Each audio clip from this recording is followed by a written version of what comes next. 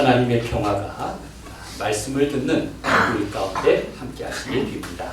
아멘. 창조절 넷째 주일입니다. 추석 명절은 잘 지내셨나요? 모처럼 긴 연휴였습니다. 이제 비로소 가을이 오는 모양입니다. 지난 추석 전에 예전에 군에 있을 때 무수산성 교회를 다니던 해병 목사 이봉준 집사님이 저를 찾아왔습니다. 햅쌀을 가져왔습니다.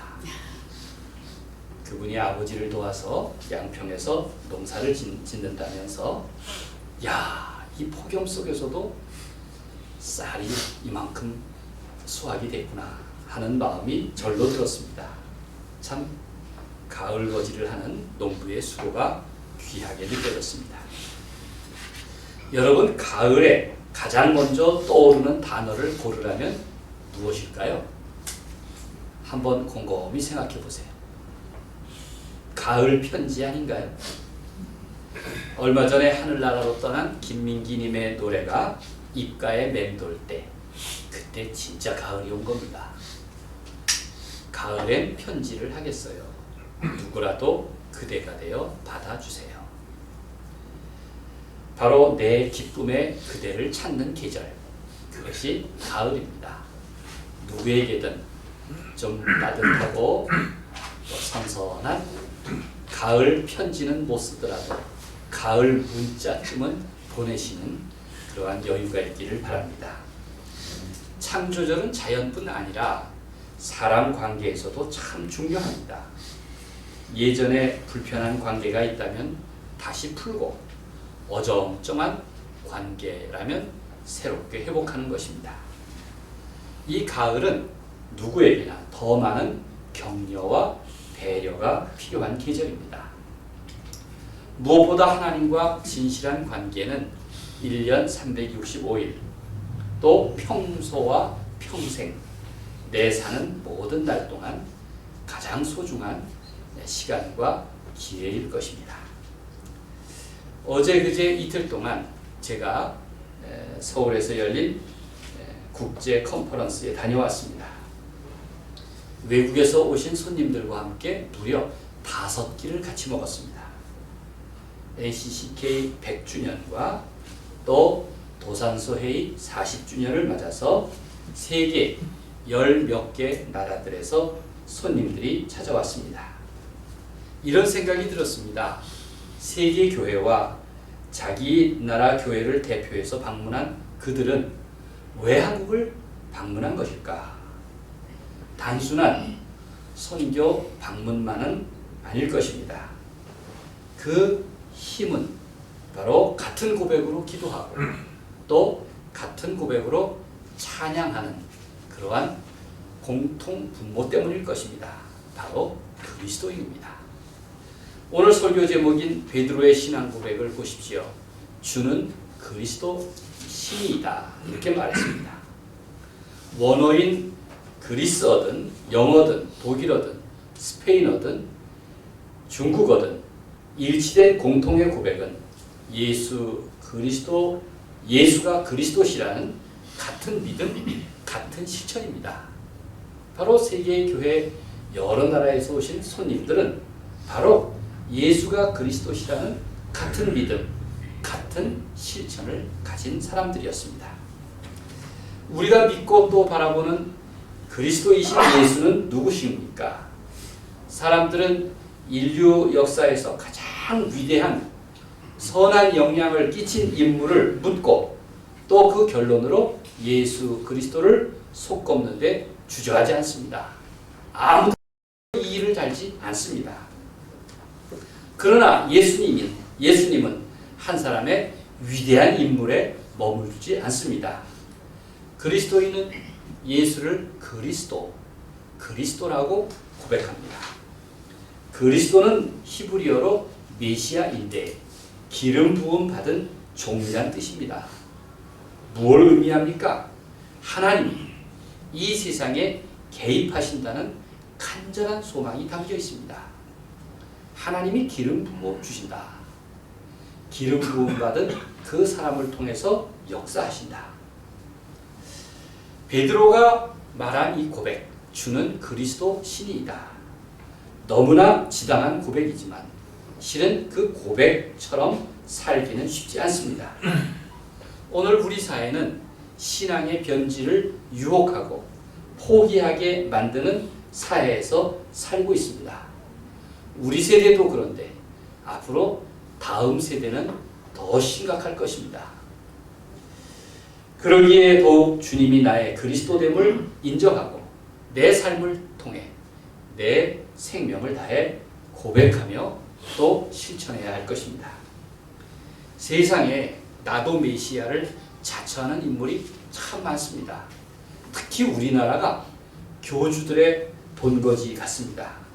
그들은 종교 비즈니스를 아무렇지도 않게 일삼습니다. 대부분 이단의 교주는 예수라는 명성을 빌리려고 합니다. 애초에는 그리스도의 충실한 종처럼 출발하지만 나중에는 스스로 자기가 메시아의 자리를 대신합니다. 내가 메시아다. 또 기름 부음 받은 종이다. 심지어 하늘 꼭대기까지 올라서려고 합니다. 그들은 복음을 위장한 거짓 복음과 또 수단을 가리지 않는 경영 방식으로 무엇보다 지금 자기 역할을 제대로 못하는 기성 종교에 대해서 비난과 조롱을 통해서 성장을 하였습니다.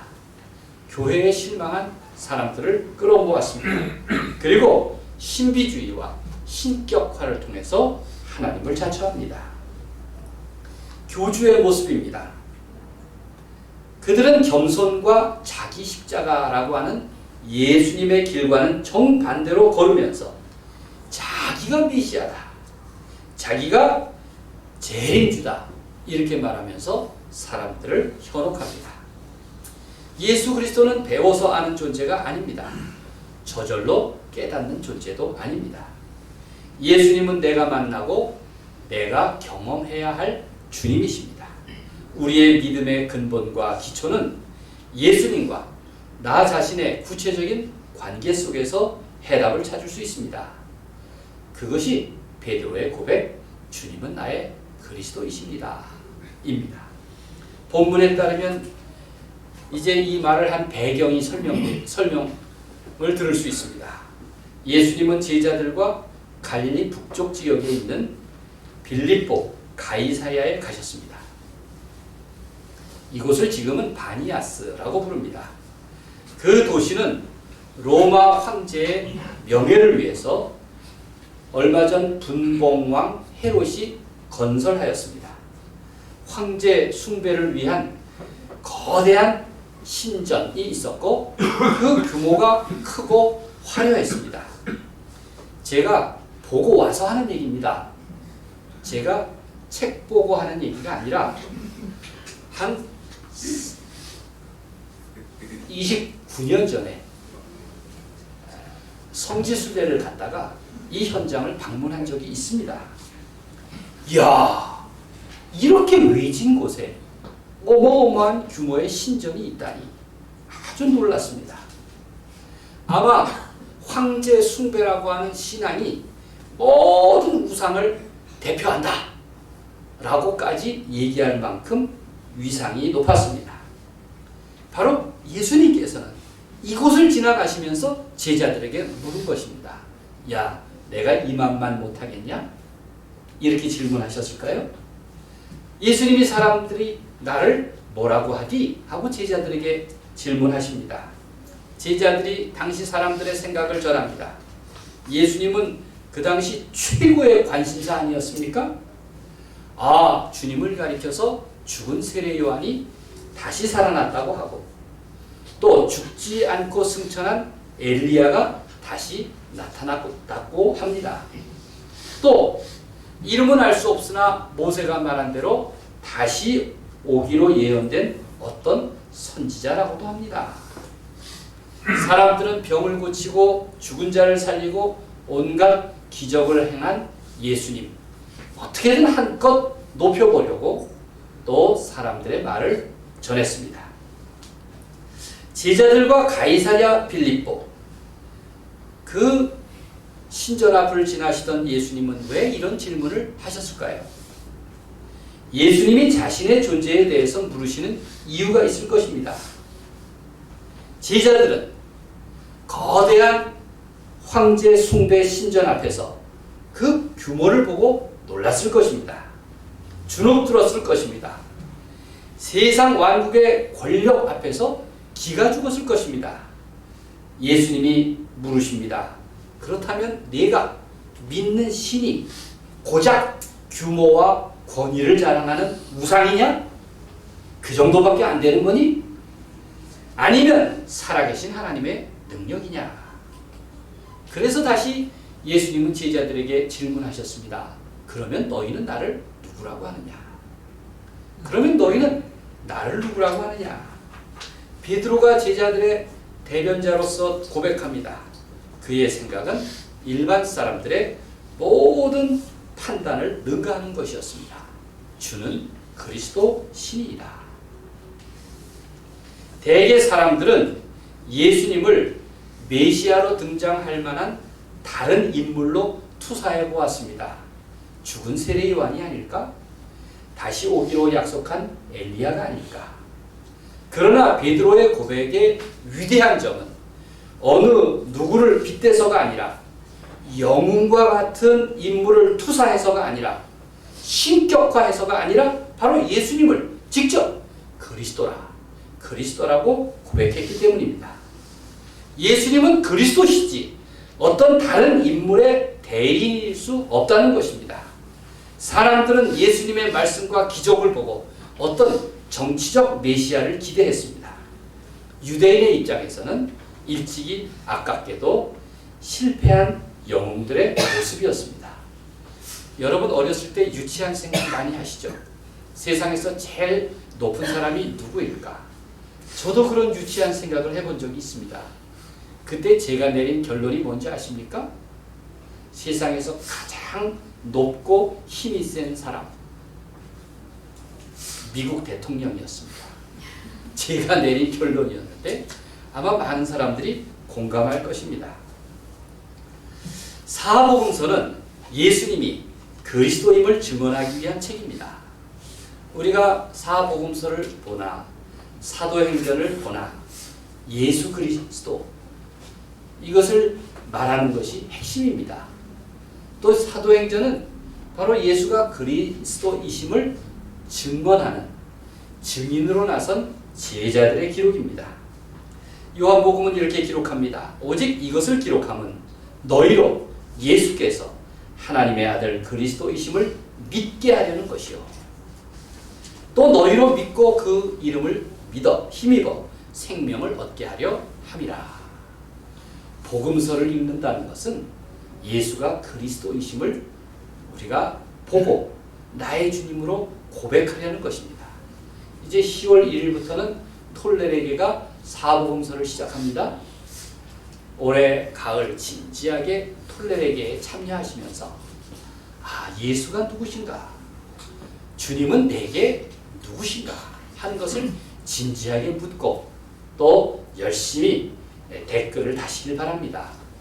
그래서 톨레레게가 여러분의 올해 가을 편지가 되기를 간절히 부탁드립니다. 제가 왜 부탁드리는지 아시겠죠? 네, 톨레레게 참여가 20명 간당간당해졌어요. 네, 여러분들이 소홀한 덕분입니다. 우리 박희영 권사님께서 열심히 자신이 앞장서서 댓글을 달면서 기도하는 바가 있는 것 같아요. 여러분 9월 안으로 다시 30명을 회복할 수 있기를 바랍니다. 박희영 권사님만 대답을 하셨어요. 톨레레게 열심히 참여하기를 간절히 바랍니다. 제가 볼 때 새로 나오신 우리 분들은 열외인 줄 알아. 열외 아닙니다. 우리 하나님의 말씀을 함께 읽고 기도하는 일은 얼마나 소중합니까? 오직 이것을 기록하면 너희로 예수께서 하나님의 아들 그리스도이심을 믿게 하려는 것이요. 너희로 믿고 그 이름을 힘입어 생명을 얻게 하려 함이라. 얼마나 귀한 말씀입니까? 우리가 예수님을 알려거든 바로 성경을 읽어야 합니다. 성경에 등장한 사람들은 어떻게 예수님을 만났는지, 고백했는지, 주님과 더불어 살았는지 보아야 합니다. 그리고 그 말씀을 통해서 나의 주님, 나의 하나님으로 고백하는 자기 고백이 있어야 할 줄로 믿습니다. 그렇다면 예수님의 그리스도됨은 어떤 모습일까요? 예수님은 베드로가 주님은 그리스도이십니다 라고 고백했을 때 그때 제자들을 향해서 내가 그리스도라는 말을 소문내지 말아라 이렇게 경고하십니다. 참 놀라운 일 아닐까요? 제자들은 주님의 그리스도 되심을 널리 알리고 싶었을 텐데 그런데 예수님은 침묵하라고 조용하라고 강권하셨습니다. 그러면서 예수님은 진정으로 메시아의 길이 무엇인지를 말씀하십니다. 장차 자기에게 일어날 일, 곧 순환, 그 고난의 길을 밝히심으로써 그리스도의 진정한 의미가 영광을 얻거나 사람들에게 섬김을 받는 일이 아니라 오히려 십자가의 길을 가는 것이라고, 그것이 하나님이 내게 주신 뜻이라고 말씀하시는 것입니다.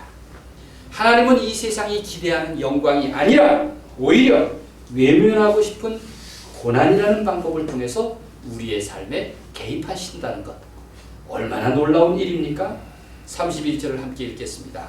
인자가 많은 고난을 받고, 시작. 인자가 많은 고난을 받고 장로들과 대제사장들과 서기관들에게 버림받아 죽임을 당하고 사흘 만에 살아나야 할 것을 비로소 그들에게 가르치시되, 메시아의 길은 바로 고난을 당하고 버림을 받고 죽임을 당하는 그러한 데서부터 시작됐다고 말씀하신 것입니다. 예수님은 그리스도라는 영광스러운 이름 대신 사람의 아들이라는 인자를 사용하시면서, 인자라고 자기를 표현하시면서 곧 닥칠 불가피한 순환에 대해서 드러내놓고 공공연하게 말씀하십니다. 세상의 우상은 어떻습니까? 영광과 권위와 규모의 논리를 통해서 자기를 과시하려고 들지 않습니까? 그게 우상 숭배자들의 모습이고 교주들의 모습입니다. 왕국을 건설하고 성공을 기반으로 삼으려고 합니다. 예를 들어서 온갖 이단의 공통점은 뭔가를 보여주려고 합니다. 우리나라에서 가장 유명한 우상의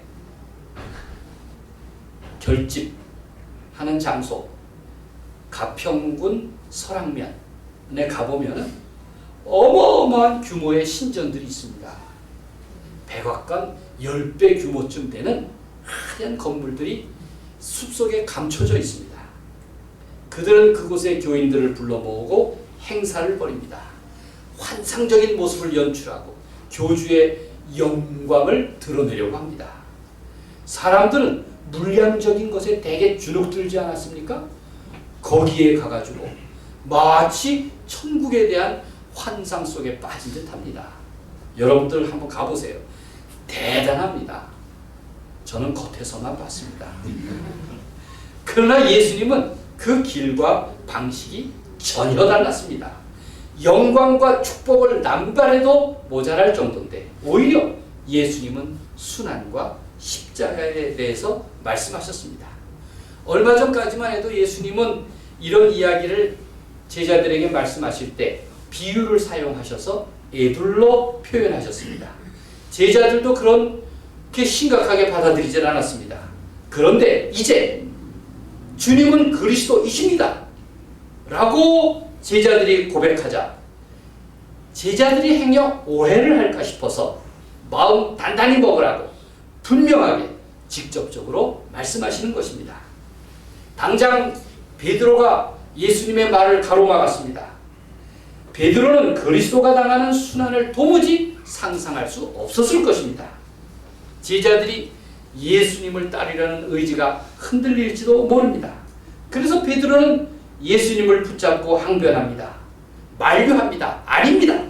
십자가의 길을 가지 마십시오. 그때 예수님은 적대자를 꾸짖듯 단호하게 말씀하십니다. 33절입니다. 사탄아, 내 뒤로 물러가라. 그 제자를 향해서 사탄아, 내 뒤로 물러가라. 함께 읽겠습니다. 시작. 사탄아, 내 뒤로 물러가라. 네가 하나님의 일을 생각하지 아니하고 도리어 사람의 일을 생각하는도다. 베드로는 위대한 고백 후에 헛발질을 한 셈입니다. 위대한 고백으로 마태복음에 따르면 천국의 열쇠를 얻게 된 베드로지만 순식간에 주님의 길을 가로막아 사탄이 되고 말았습니다. 베드로는 마음 한편으로 거룩한 열망이 가득하지만 또 다른 한편으로는 세속적인 욕망도 타오르고 있었습니다. 천국의 열쇠를 받고 주님의 길을 거스르는 그 모습은 얼마나 역설적입니까? 정말 제자들은 정신 바짝 차려야 합니다. 그래서 예수님께서 정신교육을 다시 시키는 내용이 바로 오늘 본문의 말씀입니다.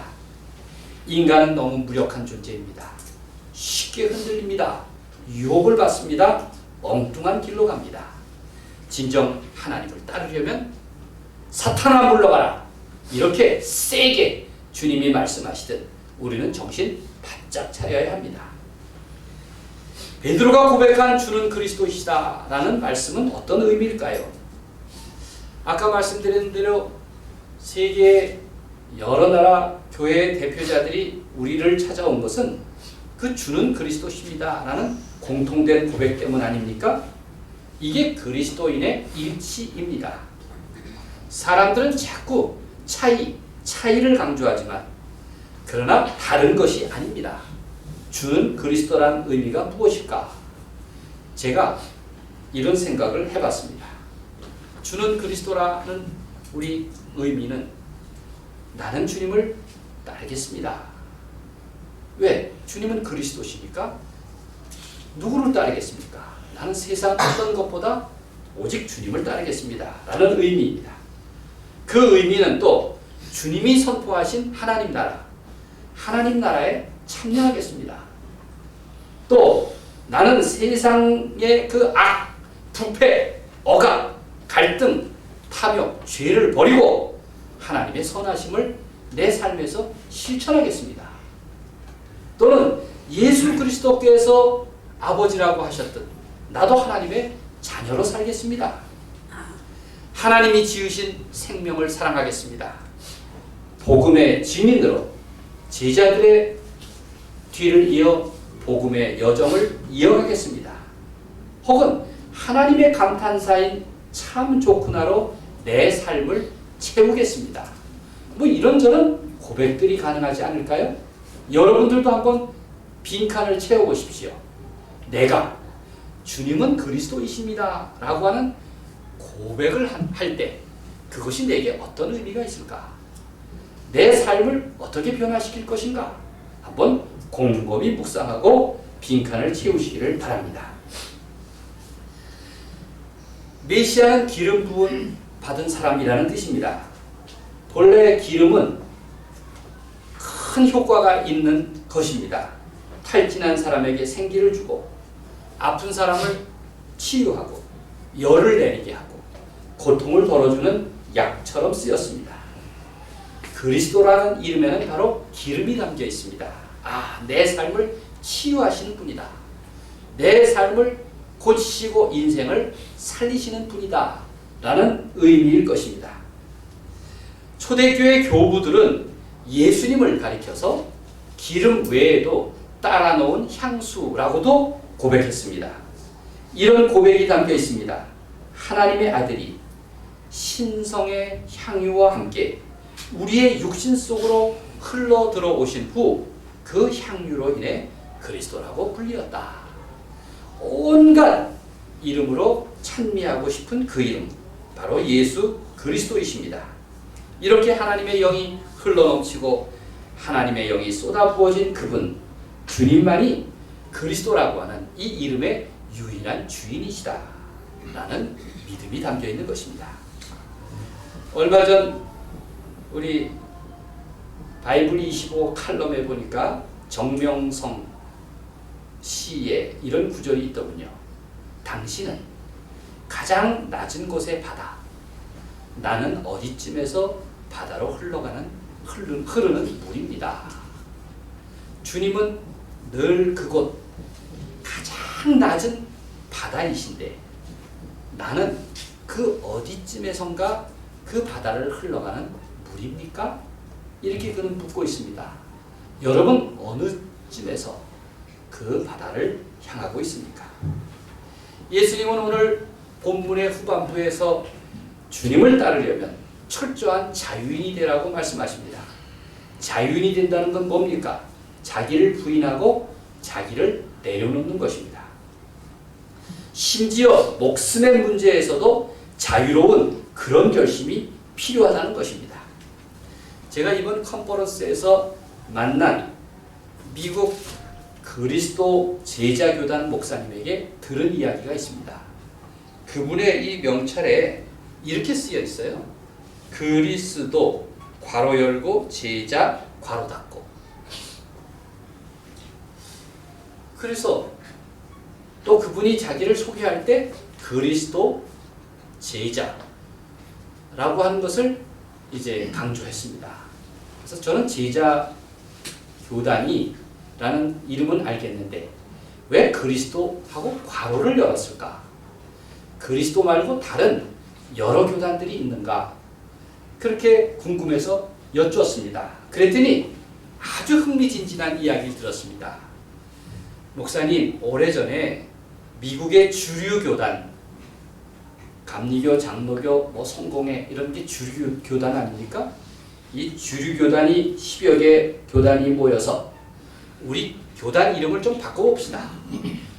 다 예수를 그리스도로 믿는 교단이니까 그리스도라는 이름을 앞세우고 그리고 괄호를 열고 그 안에다가 감리교, 장로교, 성공회, 정교회 이렇게 넣읍시다.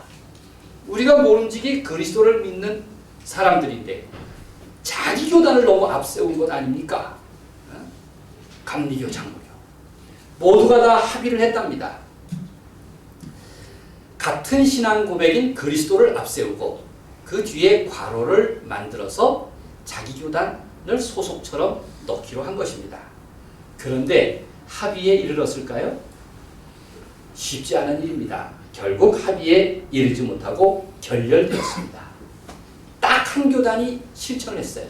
그게 제자교단입니다. 미국에서 작은 교단인데 그리스도하고 괄호 열고 제자, 디사이플 넣고 가로 닫고 이 그리스도 괄호 제자, 제자 괄호 교단만이 약속을 지킨 것입니다. 그래서 그 교단에 별명이 하나 생겨났답니다. 그래서 사람들은 우리를 괄호교단이라고 부릅니다. 괄호교단. 저는 이런 생각이 들었습니다. 그렇구나. 우리가 앞세울 것은 바로 그리스도이시지. 감리교도 아니고 장로교도 아니고 성공회도 아니구나. 그리스도 안에 얼마나 많은 괄호가 있겠습니까? 그 괄호 속에 우리가 부분적으로 참여하는 것이 어쩌면 우리가 자랑하는 정체성일 것입니다. 사실 우리도 다 괄호 인간 아닙니까? 그리스도를 앞세우고 그 뒤에 괄호로서 나 자신이 존재한다면 나는 얼마나 귀한 그리스도인이 되겠습니까? 예수 그리스도는 내 인생의 동행자이고 우리 인생의 목적지가 되십니다. 예수 그리스도는 주님은 하나님의 기름, 그 거룩함을 우리에게 주시는 분입니다. 그 이름 안에 하나님을 닮은 내 인간의 존엄성을 회복시키시고 아름다움을 복원시키려는 하나님의 귀한 계획이 담겨 있습니다. 늘 그리스도를 앞세우고 나는 괄호 안에 존재한다면 내 인생은 얼마나 복될까요? 하나님께서 여러분의 인생을 그 과거 안에 꼭 채워주시기를 바랍니다. 아멘. 그런 나를 새롭게 하시고 회복시키시는 하나님의 사랑이 여러분과 함께 하시길 우리 주님의 이름으로 간절히 축원드립니다. 아멘.